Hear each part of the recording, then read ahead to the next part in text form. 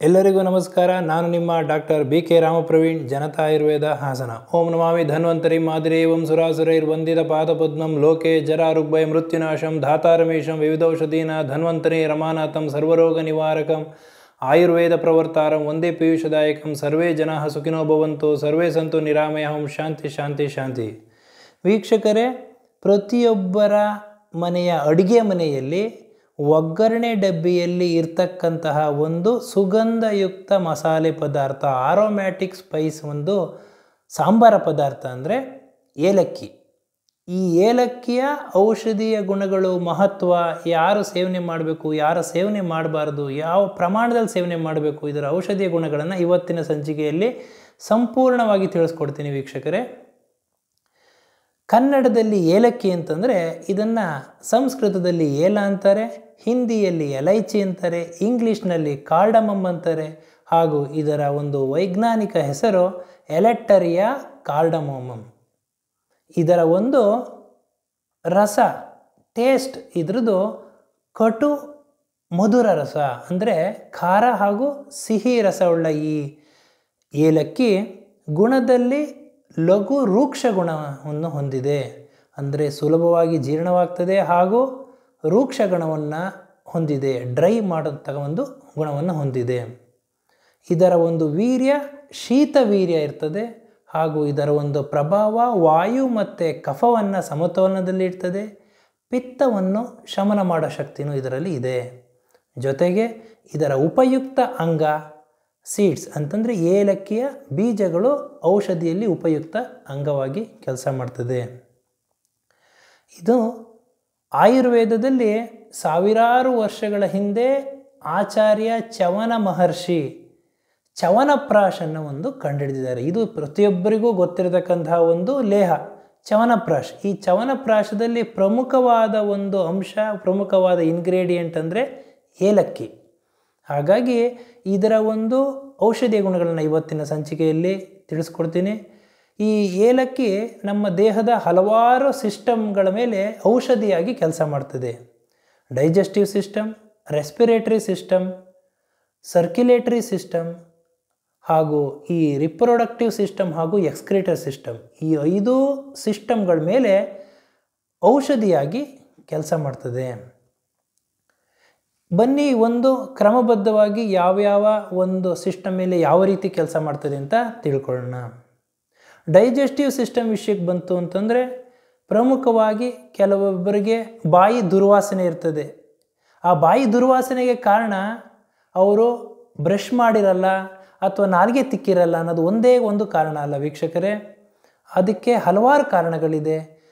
ತಿಂದ ಆಹಾರ ಜೀರ್ಣ ಆಗಿರಲ್ಲ, ಮಲಬದ್ಧತೆ ಆಗಿರ್ತದೆ, ಈ ಎಲ್ಲ ಹಲವಾರು ಕಾರಣಗಳಿಂದ ಬಾಯಿ ದುರ್ವಾಸನೆ ಬರ್ತಿರುತ್ತೆ. ಅಂಥ ಒಂದು ಸಂದರ್ಭದಲ್ಲಿ ಏಲಕ್ಕಿಯ ಒಂದು ಚಿಟಿಕೆ ಏಲಕ್ಕಿಯನ್ನು 1 ಲೋಟ ಉಗುರು ಬೆಚ್ಚಿನ ನೀರಲ್ಲಿ ಹಾಕೊಂಡು ಬಾಯಿ ಮುಕ್ಕಳಿಸೋದ್ರಿಂದ ಈ ಒಂದು ದುರ್ವಾಸನೆ, ಬಾಯಿ ದುರ್ವಾಸನೆ ನಿವಾರಣೆ ಆಗ್ತದೆ.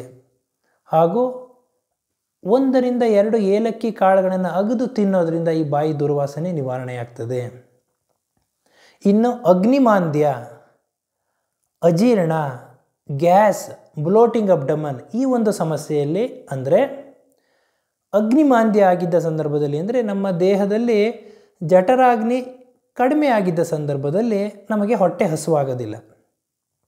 ಅವಾಗೇನು ಮಾಡ್ತಾರೆ, ತಂದೆ ತಾಯಿಯ ಒತ್ತಡದಿಂದನೋ, ಹೆಂಡತಿಯ ಒತ್ತಡದಿಂದನೋ, ಮಕ್ಕಳ ಒತ್ತಡದಿಂದನೋ ಅವರು ಊಟ ತಿಂಡಿ ಮಾಡ್ತಾರೆ. ಅಂತಂದರೆ ಅವರ ಒತ್ತಡಕ್ಕೆ ಇವರು ಊಟ ಮಾಡ್ತಾರೆ. ಅವರಿಗೆ ಗೊತ್ತಿರಲ್ಲ ಇವ್ರದ ಒಂದು ಅಗ್ನಿ ಯಾವ ರೈತ ಇದೆ, ಆ ಅಗ್ನಿ ಮಂದಾಗ್ನಿ ಇದೆಯೋ, ಸಮಮಾಗ್ನಿ ಇದೆಯೋ, ವಿಷಮಾಗ್ನಿ ಇದೆಯೋ, ತೀಕ್ಷ್ಣಾಗ್ನಿ ಇದೆಯೋ ಅವರಿಗೆ ಗೊತ್ತಿರಲ್ಲ. ಅವರ ಒಂದು ಮನೆಯವರ ಒಂದು ಒತ್ತಡಕ್ಕೆ ಇವರು ಆ ಒಂದು ಸಮಯದಲ್ಲಿ ಆಹಾರ ಮೇಲಿಂದ ಮೇಲೆ ತಿಂತಾರೆ.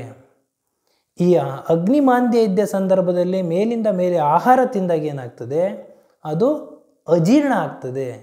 ಸರಿಯಾಗಿ ಅಗ್ನಿ ಇಲ್ಲದಲೇ ಇರೋದ್ರಿಂದ, ಜೀರ್ಣ ಆಗದಲೇ ಇರೋದ್ರಿಂದ ಹೊಟ್ಟೆಯಲ್ಲೇ ಉಳಿಯುತ್ತದೆ ಆಹಾರ, ಅದು ಅಜೀರ್ಣ ಆಗ್ತದೆ. ಅಜೀರ್ಣ ಆದ ನಂತರ ಆ ಹೊಟ್ಟೆಯಲ್ಲಿ, ಜಠರದಲ್ಲಿ ಈ ವಿಕೃತ ವಾಯು ಎಲ್ಲ ಕಡೆ ಸಂಚಾರ ಆಗಿ ಹೊಟ್ಟೆ ಉಬ್ಬರ ಬರ್ತದೆ, ಬ್ಲೋಟಿಂಗ್ ಅಬ್ಡಮನ್ ಆಗ್ತದೆ.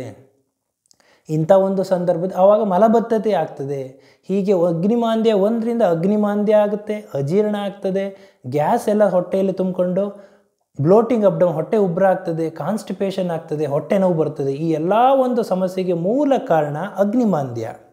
ಹಾಗಾಗಿ ಈ ಒಂದು ಅಗ್ನಿಮಾಂದ್ಯ, ಅಜೀರ್ಣ, ಗ್ಯಾಸ್, ಬ್ಲೋಟಿಂಗ್ ಅಬ್ಡಮನ್, ಈ ಒಂದು ಕಾನ್ಸ್ಟಿಪೇಷನ್ ಇದ್ದ ಸಂದರ್ಭದಲ್ಲಿ ಒಂದು ಸಣ್ಣ ಮನೆಮದ್ದು ಹೇಳ್ತೀನಿ ವೀಕ್ಷಕರೇ. ಇದನ್ನು ನೀವು ಟ್ರೈ ಮಾಡಿ, ನೀವು ನಮಗೆ ತಿಳಿಸ್ಬೇಕು ಅಂತ ಹೇಳ್ತೀನಿ. ಪ್ರತಿದಿನ ರಾತ್ರಿ ಒಂದು ಏಲಕ್ಕಿಯನ್ನು ಸಿಪ್ಪೆ ಸಮೇತ, ಸಿಪ್ಪೆಯ ಸಹಿತ ಒಂದು ಏಲಕ್ಕಿಯನ್ನು ಚೆನ್ನಾಗಿ ಅಗೆದು ಬಾಳೆಹಣ್ಣಿನೊಂದಿಗೆ ರಾತ್ರಿ ಮಲಗುವ ಮುಂಚೆ ಸೇವನೆ ಮಾಡೋದ್ರಿಂದ ಈ ಅಗ್ನಿಮಾಂದ್ಯ, ಅಜೀರ್ಣ, ಗ್ಯಾಸ್, ಬ್ಲೋಟಿಂಗ್ ಅಬ್ಡಮನ್, ಈ ಕಾನ್ಸ್ಟಿಪೇಷನ್, ಮಲಬದ್ಧತೆ ಎಲ್ಲ ಒಂದು ಸಮಸ್ಯೆಗಳು ನಿವಾರಣೆ ಆಗ್ತದೆ.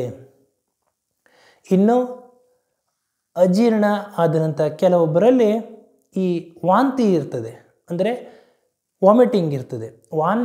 ವಾಮಿಟಿಂಗಲ್ಲೂ 2 ಥರ ಇದೆ. ಒಂದು ಸ್ವಾಭಾವಿಕ ಆಗ್ತಕ್ಕಂತಹ ಒಂದು ವಾಮಿಟಿಂಗು, ಇನ್ನೊಂದು ಟ್ರಾವೆಲಿಂಗ್ ಸಿಕ್ನೆಸ್ ಅಂತ ಅಂತಾರೆ. ಅಂತಂದರೆ ಎಲ್ಲರೂ ಟ್ರಾವೆಲ್ ಮಾಡಬೇಕಾದ್ರೆ ಘಾಟ್ ಸೆಕ್ಷನ್ಗಳಲ್ಲಿ ಈ ಹೆಚ್ಚು ತಿರುವು ಇರತಕ್ಕಂತಹ ಸಮಯದಲ್ಲಿ ಒಂದು ಸಂಚಾರ ಮಾಡ್ತಾ ಇರಬೇಕಾದ್ರೆ ಸಮಯದಲ್ಲಿ ವಾಂತಿ ಆಗ್ತದೆ. ಆದರೆ ನಾನು ಯಾವ ಔಷಧಿನ ಯಾವುದರ ಜೊತೆ ಯಾವ ಸಮಯದಲ್ಲಿ ತಗೋಬೇಕು ಅಂತ ಹೇಳ್ತೀನಿ ಅದೇ ರೀತಿ ನೀವು ತಗೋಬೇಕು ವೀಕ್ಷಕರೇ. ಆಯುರ್ವೇದದಲ್ಲಿ ಒಂದೊಂದು ಔಷಧಿಗೆ ಒಂದೊಂದು ಅನುಪಾನ ಅಂತ ಇರ್ತದೆ. ಯಾವ ಔಷಧಿನ ಯಾವುದರ ಜೊತೆ ತಗೊಂಡ್ರೆ ಯಾವ ದೋಷ ಶಮನ ಆಗ್ತದೆ, ಕೋಪ ಆಗಿರ್ತಕ್ಕಂತಹ ದೋಷ, ಯಾವ ಒಂದು ದೋಷ ಹೆಚ್ಚಾಗಿರ್ತದೋ, ವಿಕೃತವಾಗಿರ್ತದೋ ಆ ದೋಷ ಶಮನ ಆಗ್ತದೆ, ಅದೇ ರೀತಿ ನೀವು ತಗೋಬೇಕಾಗ್ತದೆ. ಸ್ವಾಭಾವಿಕವಾಗಿ ವಾಮಿಟಿಂಗ್ ಇದ್ದ ಸಂದರ್ಭದಲ್ಲಿ ಈ ಒಂದು ಏಲಕ್ಕಿಯ ಕಾಳನ್ನು ಪುಡಿ ಮಾಡಿ ಅರ್ಧ ಚಮಚ ಜೇನುತುಪ್ಪದ ಜೊತೆ ಮಿಶ್ರಣ ಮಾಡಿ ಸೇವನೆ ಮಾಡೋದ್ರಿಂದ ಈ ವಾಮಿಟಿಂಗ್ ಸೆನ್ಸೇಷನ್, ವಾಮಿಟ್ ನಿಂತ್ಕೊಳ್ತದೆ. ಆದರೆ ಟ್ರಾವೆಲಿಂಗ್ ಸಿಕ್ನೆಸ್ ಅಂತ ಏನು ಹೇಳಿದೆ ನಾನು ಅಂತಂದರೆ, ಪ್ರಯಾಣ ಮಾಡಬೇಕಾದ್ರೆ ವಾಂತಿ ಆಗ್ತಾ ಇದ್ದ ಸಂದರ್ಭದಲ್ಲಿ ಏಲಕ್ಕಿ ಚೂರ್ಣವನ್ನು, 1 ಚಿಟಿಕೆ ಏಲಕ್ಕಿ ಚೂರ್ಣವನ್ನು ಬೆಲ್ಲದ ಜೊತೆ, ಕಪ್ಪು ಬೆಲ್ಲದ ಜೊತೆ ಮಿಶ್ರಣ ಮಾಡಿ ಸೇವನೆ ಮಾಡೋದ್ರಿಂದ ಈ ಒಂದು ಟ್ರಾವೆಲಿಂಗ್ ಸಿಕ್ನೆಸ್ ಅಂತ ಏನು ಹೇಳ್ತೀವಿ ಅದು ನಿವಾರಣೆ ಆಗ್ತದೆ. ಇನ್ನು ಕೆಲವೊಬ್ಬರಿಗೆ ತಲೆನೋವು, ತಲೆ ಸುತ್ತಿರ್ತದೆ, ಕಣ್ಣು ಉರಿ ಇರ್ತದೆ, ಕಣ್ಣು ಕೆಂಪಾಗಿರ್ತದೆ. ಇಂಥ ಒಂದು ಸಂದರ್ಭದಲ್ಲಿ ಇದಕ್ಕೆ ಪ್ರಮುಖ ಕಾರಣ, ತಲೆ ಸುತ್ತಿಗೆ ಪ್ರಮುಖ ಕಾರಣ ಪಿತ್ತ ಪ್ರಕೋಪ, ಉಷ್ಣ ಪ್ರಕೋಪ. ಈ ಪಿತ್ತ ಜಾಸ್ತಿ ಆಗಿರೋದ್ರಿಂದ ಈ ತಲೆನೋವು ಬರ್ತದೆ, ತಲೆ ಸುತ್ತು ಬರ್ತದೆ, ಕಣ್ಣುರಿ, ಕಣ್ಣು ಕೆಂಪಾಗೋದೆಲ್ಲ ಆಗ್ತದೆ. ಇಂಥ ಒಂದು ಸಂದರ್ಭದಲ್ಲಿ ಪಿತ್ತಕ್ಕೆ ಶಮನ ಮಾಡ್ತಕ್ಕಂತಹ ಒಂದು ಔಷಧಿ ಮನೆಮದ್ದು ಅಂತಂದರೆ ತುಪ್ಪ. ಏನು ಮಾಡಬೇಕು ಅಂತಂದರೆ, ಈ ಒಂದು ಏಲಕ್ಕಿಯನ್ನು ಅರ್ಧ ಚಮಚ, ಒಂದು ಏಲಕ್ಕಿ ಕಾಳುಗಳನ್ನು ಚೆನ್ನಾಗಿ ತುಪ್ಪದಲ್ಲಿ ಹುರಿದು ಚೆನ್ನಾಗಿ ಕುಟ್ಟಿ ಪುಡಿ ಮಾಡಿ, ಈ ಪುಡಿ ಮಾಡಿದ ಈ ಒಂದು ಏಲಕ್ಕಿಯ ಚೂರ್ಣವನ್ನು ತುಪ್ಪದಲ್ಲಿ ಹುರಿಬೇಕು. ಏಲಕ್ಕಿ ಕಾಳನ್ನು ಈ ಒಂದು ತುಪ್ಪದಲ್ಲಿ ಹುರಿದ ನಂತರ ಅದನ್ನು ಕುಟ್ಟಿ ಪುಡಿ ಮಾಡಿ 1 ಲೋಟ ಹಾಲಲ್ಲಿ ಬೆರೆಸಿ ಪ್ರತಿದಿನ ರಾತ್ರಿ ಸೇವನೆ ಮಾಡೋದ್ರಿಂದ ಈ ತಲೆ ಸುತ್ತು, ಕಣ್ಣುರಿ, ಕಣ್ಣು ನೋವು, ಕಣ್ಣು ಕೆಂಪಾಗೋದು ಈ ಎಲ್ಲ ಒಂದು ಸಮಸ್ಯೆಗಳು ನಿವಾರಣೆ ಆಗ್ತದೆ. ಇನ್ನು ಶ್ವಾಸಕೋಶ ಸಂಬಂಧಿ ಕಾಯಿಲೆಗಳು ಅಂತಂದರೆ ರೆಸ್ಪಿರೇಟರಿ ಸಿಸ್ಟಮಿಗೆ ಬಂತು ಅಂತಂದರೆ ಈ ಒಂದು ಕೆಮ್ಮು, ಕಫ, ಬ್ರಾಂಕೈಟಿಸ್, ಅಸ್ತಮಾ, ಈ ಡಿಫಿಕಲ್ಟಿ ಇನ್ ಬ್ರೀದಿಂಗ್ ಅಂದರೆ ಉಸಿರಾಟದ ತೊಂದರೆ, ಈ ಎಲ್ಲ ಒಂದು ಸಮಸ್ಯೆ ಇದ್ದ ಸಂದರ್ಭದಲ್ಲಿ ಕೆಮ್ಮಿಗೆ ಈ ಒಂದು ಶ್ವಾಸಕೋಶ ಸಂಬಂಧಿಗೆ ಕಫ ನಿವಾರಣೆ ಮಾಡಲು ಶ್ರೇಷ್ಠ ಅಂತಂತಂದರೆ ಜೇನುತುಪ್ಪ. ಈ ಏಲಕ್ಕಿ ಪುಡಿಯನ್ನು ಜೇನುತುಪ್ಪದ ಜೊತೆ ಮಿಶ್ರಣ ಮಾಡಿ ಸೇವನೆ ಮಾಡೋದ್ರಿಂದ ಈ ಒಂದು ಸಮಸ್ಯೆಗಳೆಲ್ಲದು ನಿವಾರಣೆ ಆಗ್ತದೆ. ಆದರೆ ಒಂದು ವಿಷಯ ವೀಕ್ಷಕರೇ, ಡಿಫಿಕಲ್ಟಿ ಇನ್ ಬ್ರೀತಿಂಗ್, ಉಸಿರಾಟದ ಸಮಸ್ಯೆ ಇದ್ದ ಸಂದರ್ಭದಲ್ಲಿ, ಈ ಸ್ವಾಭಾವಿಕವಾಗಿ ಉಸಿರಾಟ ತೊಂದರೆ ಇದ್ದ ಸಂದರ್ಭದಲ್ಲಿ ಇದು ಔಷಧಿಯಾಗಿ ಕೆಲಸ ಮಾಡ್ತದೆ. ಈ ಡಾಕ್ಟ್ರ್ ಹೇಳಿದ್ದಾರೆ ಅಂತಂದ್ಬಿಟ್ಟು ಈ ಕೆಲವೊಂದು ಸಮಯದಲ್ಲಿ ದೇಹದಲ್ಲಿ ರಕ್ತದ ಐರನ್ ಅಂಶ, ಹಿಮೋಗ್ಲೋಬಿನ್ ಅಂಶ ಕಡಿಮೆ ಇದ್ದ ಸಂದರ್ಭದಲ್ಲಿ, BP ಏರುಪೇರಿದ್ದ ಸಂದರ್ಭದಲ್ಲಿ, BP ಕಡಿಮೆ ಇದ್ದ ಸಂದರ್ಭದಲ್ಲೂ ಉಸಿರಾಟದ ಸಮಸ್ಯೆ ಆಗ್ತದೆ. ಅಂಥ ಒಂದು ಸಂದರ್ಭದಲ್ಲಿ ಯಾವುದೇ ಕಾರಣಕ್ಕೂ ಈ ಒಂದು ಏಲಕ್ಕಿ ಚೂರ್ಣನ ಜೇನುತುಪ್ಪದಲ್ಲಿ ತಗೊಂಡು ಇಲ್ಲೇ ತಗೋಬಿಡ್ತೀನಿ, ನಾನು ಹಾಸ್ಪಿಟ್ಲಿಗೆ ಹೋಗೋದಿಲ್ಲ ಅಂತ ಆ ಥರ ನೀವು ಒಂದು ಪರೀಕ್ಷೆ ಮಾಡೋಕ್ಕೆ ಹೋಗಬೇಡಿ.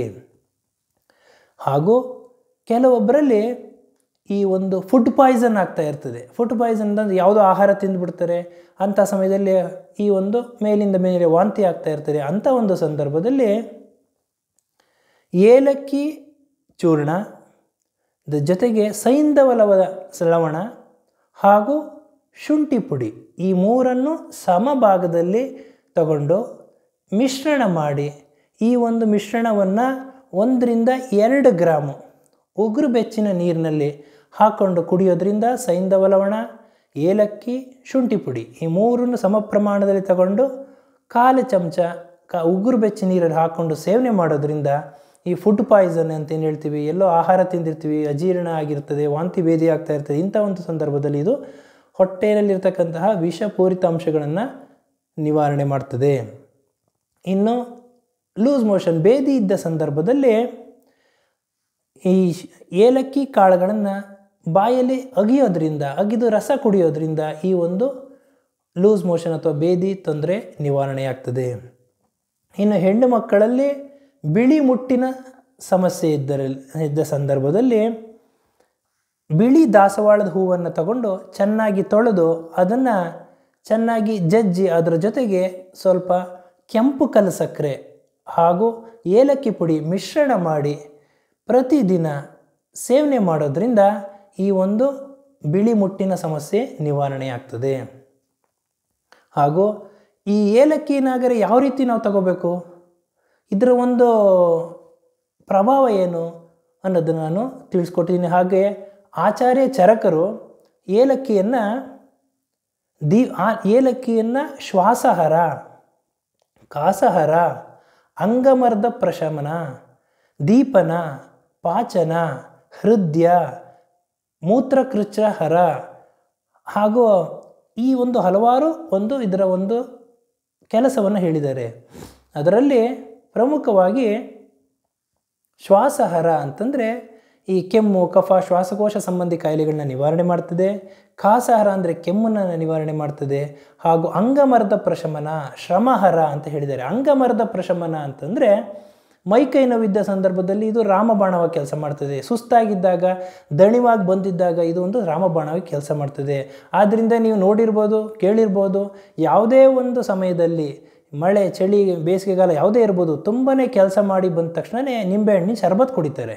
ನಿಂಬೆಹಣ್ಣಿನ ಶರಬತ್ ಕುಡಿಬೇಕಾದ್ರೆ ಅದಕ್ಕೆ ಒಂದೇ ಒಂದು ಚಿಟಿಕೆ ಏಲಕ್ಕಿ ಪುಡಿ ಹಾಕಿರ್ತಾರೆ. ಕಾರಣ ಏನು ಅಂದರೆ ಇದು ಶ್ರಮಹರ, ಅಂಗಮರ್ದ ಪ್ರಶಮನ, ಮೈಕೈ ನೋವನ್ನೆಲ್ಲ ನಿವಾರಣೆ ಮಾಡ್ತದೆ. ಇದು ಏನು ಅಂತಂದರೆ ನಾವು ಊಟಕ್ಕೆ ನಾವು ಉಪ್ಪು ಯಾವ ರೀತಿ ಹಾಕೋತೀವೋ, ಒಂದು ಚಿಟಿಕೆ ಹೆಂಗೆ ನಮಗೆ ರುಚಿಯನ್ನು ಕೊಡ್ತದೋ ಅದೇ ಪ್ರಮಾಣದಲ್ಲಿ ಇದು ಒಂದು ಚಿಟಿಕೆ ಏಲಕ್ಕಿ ಪುಡಿ ನಮ್ಮ ದೇಹದಲ್ಲಿರ್ತಕ್ಕಂತಹ ನೋವನ್ನು ನಿವಾರಣೆ ಮಾಡ್ತದೆ, ಶ್ರಮವನ್ನು ನಿವಾರಣೆ ಮಾಡ್ತದೆ, ಸುಸ್ತನ್ನು ನಿವಾರಣೆ ಮಾಡ್ತದೆ. ಇದು ಇದೇ ಪ್ರಮಾಣದಲ್ಲಿ ತಗೋಬೇಕು ವೀಕ್ಷಕರೇ. ಇದು ನಮಗೆ ಜಾಸ್ತಿ ಪ್ರಮಾಣದಲ್ಲಿ ತಗೊಂಡ್ರೆ ಇದು ನಮಗೆ ತೊಂದರೆಯನ್ನು ನೀಡ್ತದೆ. ಆದ್ದರಿಂದ ಆಚಾರ್ಯ ಮೂತ್ರಕೃಚ್ಛಹರ ಅಂತ ಹೇಳಿದೆ ಅಂತಂದರೆ ಮೂತ್ರಕೋಶ ಸಂಬಂಧಿ ಕಾಯಿಲೆಗಳು, ಉರಿ ಮೂತ್ರ ಇರ್ಬೋದು, ಮೂತ್ರ ತ್ಯಾಗ ಮಾಡಬೇಕಾದ್ರೆ ತೊಂದರೆ, ನೋವು ಇರ್ಬೋದು, ಈ ಒಂದು ಸಮಸ್ಯೆಗಳು, ಕಿಡ್ನಿ ಸಮಸ್ಯೆಗಳನ್ನ ನಿವಾರಣೆ ಮಾಡ್ತದೆ. ಹೃದಯ ಅಂತೇಳಿದೆ, ಹೃದಯಕ್ಕೆ ಒಂದು ಆರೋಗ್ಯವನ್ನು ನೀಡ್ತದೆ, ರಕ್ತದ ಒತ್ತಡವನ್ನು ನಾರ್ಮಲ್ನಲ್ಲಿ ಇಡ್ತದೆ. ದೀಪನ ಅಂತಂದರೆ ಅಗ್ನಿ ದೀಪನ ಮಾಡ್ತದೆ, ದೇಹದಲ್ಲಿರ್ತಕ್ಕಂತಹ ಜಠರ ಅಗ್ನಿಯನ್ನು ಹೆಚ್ಚು ಮಾಡ್ತದೆ. ಪಾಚನ ಅಂತಂದರೆ ಈ ಒಂದು ಆಹಾರವನ್ನು ಸುಲಭವಾಗಿ ಪಚನ ಮಾಡ್ತದೆ. ವಿಬಂಧಹರ ಅಂತಂದರೆ ಕಾನ್ಸ್ಟಿಪೇಷನ್ ನಿವಾರಣೆ ಮಾಡ್ತದೆ. ಕೆಟ್ಟ ಕಫವನ್ನು ನಿವಾರಣೆ ಮಾಡ್ತದೆ, ಪಿತ್ತವನ್ನು ಶಮನೆ ಮಾಡ್ತದೆ. ಹೀಗೆಲ್ಲ ಔಷಧಿ ಗುಣಗಳು ಈ ಒಂದು ಏಲಕ್ಕಿಯಲ್ಲಿ ಇದೆ ವೀಕ್ಷಕರೇ. ಆದರೆ ಎಷ್ಟು ತಗೋಬೇಕು? ಯಾವುದೇ ಕಾರಣಕ್ಕೂ ಏಲಕ್ಕಿಯನ್ನು ಹೆಚ್ಚು ಪ್ರಮಾಣದಲ್ಲಿ ತಗೋಬಾರ್ದು.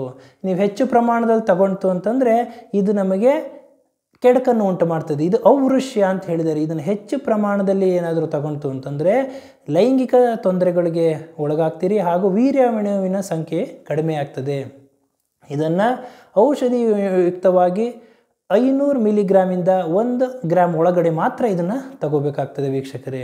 ಹಾಗೆ ಈಗ ನಾವು ಹಾಗಾದರೆ ಏಲಕ್ಕಿ ಯಾವ ರೀತಿ ನಾವು ಕಂಡುಹಿಡಿಯೋದು? ಒಳ್ಳೆಯ ಏಲಕ್ಕಿ ಯಾವುದು, ಕೆಟ್ಟ ಏಲಕ್ಕಿ ಯಾವುದು ಅಂತಂದರೆ ಇದನ್ನು ಕಂಡುಹಿಡಿಬೇಕಾದ್ರೆ ಒಂದು ವಿಧಾನ ಇದೆ. ಮಾರ್ಕೆಟ್ನಲ್ಲಿ ಹಲವಾರು ರೀತಿಯ ಏಲಕ್ಕಿ ಕಾಯಿಗಳು ಸಿಗ್ತದೆ. ಅದರಲ್ಲಿ ಔಷಧಿಯುಕ್ತ ಒಳ್ಳೆಯ ಒಂದು ಏಲಕ್ಕಿ ಅಂತಂದರೆ ಹಸಿರು ಸಿಪ್ಪೆ ಇರತಕ್ಕಂತಹ ಒಂದು ಏಲಕ್ಕಿ. ಹಸಿರು ಸಿಪ್ಪೆ ಇರತಕ್ಕಂತಹ ಏಲಕ್ಕಿ ಶ್ರೇಷ್ಠ. ಇನ್ನೊಂದು ಡಲ್ ಕಲರ್ ಇರ್ತಕ್ಕಂತಹ ಏಲಕ್ಕಿ ಇರ್ತದೆ, ಅದರಲ್ಲಿ ಔಷಧಿ ಗುಣಗಳು ಅಷ್ಟಿರಲ್ಲ ವೀಕ್ಷಕರೇ. ಹಾಗೂ ಯಾವ ಒಂದು ಏಲಕ್ಕಿಯಲ್ಲಿ ಒಳಗಡೆ ಅದರ ಬೀಜಗಳು ಜಾಸ್ತಿ ಇರ್ತದೆ, ದಪ್ಪ ಇರ್ತದೆ, ಅದು ಔಷಧಿಗೆ ಶ್ರೇಷ್ಠವಾಗಿರ್ತದೆ. ಆದ್ದರಿಂದ ಆಯುರ್ವೇದದಲ್ಲಿ ಹಲವಾರು ಔಷಧಿಗಳನ್ನ ಈ ಏಲಕ್ಕಿಯಿಂದ ಮಾಡ್ತಾರೆ. ಹಾಗಾಗಿ ಈ ಒಂದು ಚವನಪ್ರಾಶ್ ಇರ್ಬೋದು, ಹಲವಾರು ಔಷಧಿಗಳನ್ನ ಮಾಡೋದ್ರಿಂದ ಈ ಒಂದು ಹಸಿರು ಸಿಪ್ಪೆ ಇರ್ತಕ್ಕಂಥ ಏಲಕ್ಕಿಯನ್ನು ಉಪಯೋಗಿಸ್ತಾರೆ. ಬನ್ನಿ ಹಾಗಾದರೆ ಈ ಏಲಕ್ಕಿಯನ್ನು ಯಾವ ರೀತಿ ಒಂದು ಏಲಕ್ಕಿ ಸಿರಪ್ ಮಾಡ್ಕೋಬಹುದು ಹಾಗೂ ಏಲಕ್ಕಿ ಒಂದು ಟೀ ಮಾಡ್ಕೋಬೋದು ಅನ್ನೋದನ್ನು ನಾನು ತಿಳಿಸ್ಕೊಡ್ತೀನಿ.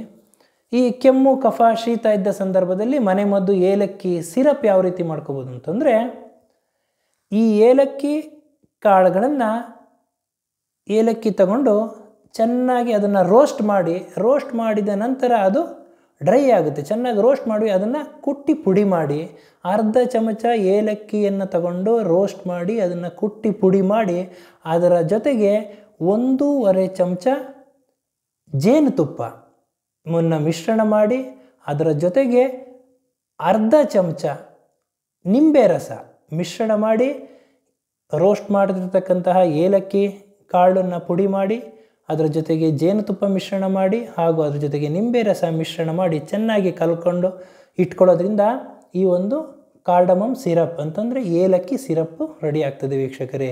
ಈ ಸಿರಪ್ಪನ್ನು ಮಕ್ಕಳನ್ನು ಒಳಗೊಂಡಂತೆ, ಎಳೆ ಮಕ್ಕಳನ್ನು ಒಳಗೊಂಡಂತೆ ಪ್ರತಿದಿನ ಬೆಳಗ್ಗೆ ರಾತ್ರಿ ಸೇವನೆ ಮಾಡೋದ್ರಿಂದ ದೊಡ್ಡವರಲ್ಲಿ 1 ಚಮಚ, ಸಣ್ಣ ಮಕ್ಕಳಲ್ಲಿ ಅರ್ಧ ಚಮಚ ಸೇವನೆ ಮಾಡೋದ್ರಿಂದ ಶ್ವಾಸಕೋಶ ಸಂಬಂಧಿ ಕಾಯಿಲೆಗಳು, ಕೆಮ್ಮು ಕಫ ಬ್ರಾಂಕೈಟಿಸ್ ಅಸ್ತಮಾ ವೀಸಿಂಗ್ ಈ ಎಲ್ಲ ತೊಂದರೆಗಳು ನಿವಾರಣೆ ಆಗ್ತದೆ.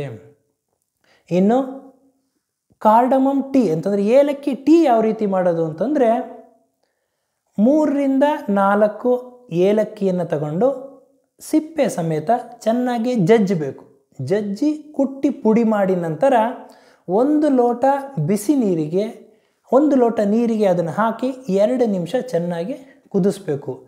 ಬಿಸಿ ಮಾಡಿದ ನಂತರ ಈ ಒಂದು 3ರಿಂದ 4 ಏಲಕ್ಕಿಯನ್ನು ಚೆನ್ನಾಗಿ ಕುಟ್ಟಿ ಪುಡಿ ಮಾಡಿ 1 ಲೋಟ ನೀರಿಗೆ ಹಾಕಿ 2ರಿಂದ 3 ನಿಮಿಷ ಬಿಸಿ ಮಾಡಿ, ಅದು ಬಿಸಿಯಾದ ನಂತರ ತೆಗೆದಿಟ್ಟು ಅದರ ಮೇಲೆ ಮುಚ್ಚಬಾರ್ದು, ಗಾಳಿ ಹಾಗೆ ಬಿಡಬೇಕು. ತದನಂತರ ಅದನ್ನು ಚೆನ್ನಾಗಿ ಸೋಸ್ಕೊಂಡು ಆ ಒಂದು ಏಲಕ್ಕಿ ಮಿಶ್ರಿತ ನೀರಿಗೆ 1 ಚಮಚ ಜೇನುತುಪ್ಪ, ಅರ್ಧ ಚಮಚ ಈ ಒಂದು ಶುಂಠಿ ಪುಡಿ ಹಾಗೂ 1/4 ಚಮಚ ಕರಿಮೆಣಸಿನ ಕಾಳಿನ ಪುಡಿ. ಜೇನುತುಪ್ಪ, ಕರಿಮೆಣಸಿನ ಕಾಳಿನ ಪುಡಿ, ಶುಂಠಿ ಪುಡಿ ಹಾಗೂ ಬಿಸಿ ನೀರು ಈ ಎಲ್ಲದನ್ನು ಮಿಶ್ರಣ ಮಾಡಿ ಚೆನ್ನಾಗಿ ಕಲ್ಕೋದ್ರಿಂದ ಈ ಒಂದು ಕಾರ್ಡಮಮ್ ಟೀ ಅಂತಂದರೆ ಏಲಕ್ಕಿ ಟೀ ರೆಡಿಯಾಗುತ್ತೆ ವೀಕ್ಷಕರೇ. ಇದನ್ನು ಸೇವನೆ ಮಾಡೋದ್ರಿಂದ, ಈ ಟೀಯನ್ನು ಪ್ರತಿದಿನ ಸಾಯಂಕಾಲ ಸೇವನೆ ಮಾಡೋದ್ರಿಂದ ಈ ಶ್ವಾಸಕೋಶ ಸಂಬಂಧಿ ಕಾಯಿಲೆಗಳಿರ್ಬೋದು, ಈ ಒಂದು ಕೆಮ್ಮು ಕಫ ಈ ಎಲ್ಲ ತೊಂದರೆಗಳಿರ್ಬೋದು, ಇವೆಲ್ಲದು ನಿವಾರಣೆಯಾಗ್ತದೆ. ಆದ್ದರಿಂದ ಇವತ್ತಿನ ಸಂಚಿಕೆಯಲ್ಲಿ ಏಲಕ್ಕಿಯ ಒಂದು ಮಹತ್ವ, ಯಾವ್ಯಾವ ಸಿಸ್ಟಮ್ ಮೇಲೆ ಇದು ಕೆಲಸ ಮಾಡ್ತದೆ ಹಾಗೂ ಇದು ಯಾವ ರೀತಿ ಕೆಲಸ ಮಾಡ್ತದೆ, ಯಾವ ಪ್ರಮಾಣದಲ್ಲಿ ನಾವು ತಗೋಬೇಕು, ಯಾವ ರೀತಿ ನಾವು ಈ ಕಾರ್ಡಮಮ್ ಸಿರಪ್ ಅಥವಾ ಕಾರ್ಡಮಮ್ ಟೀ ಅಂತಂದರೆ ಏಲಕ್ಕಿ ಸಿರಪ್ಪು, ಏಲಕ್ಕಿ ಟೀನ ಯಾವ ರೀತಿ ಮಾಡ್ಕೋಬೇಕು, ಇದೆಲ್ಲ ವಿಷಯ ತಮಗೆ ತಿಳಿಸ್ಕೊಟ್ಟಿದ್ದೀನಿ ವೀಕ್ಷಕರೇ. ನನ್ನ ಈ ವಿಡಿಯೋ ತಮಗೆ ಇಷ್ಟವಾಗಿದ್ದಲ್ಲಿ ಲೈಕ್ ಮಾಡಿ, ಶೇರ್ ಮಾಡಿ ಹಾಗೂ ಮುಂದಿನ ವಿಡಿಯೋಗಳಿಗಾಗಿ ಸಬ್ಸ್ಕ್ರೈಬ್ ಮಾಡಿ. ಧನ್ಯವಾದಗಳು.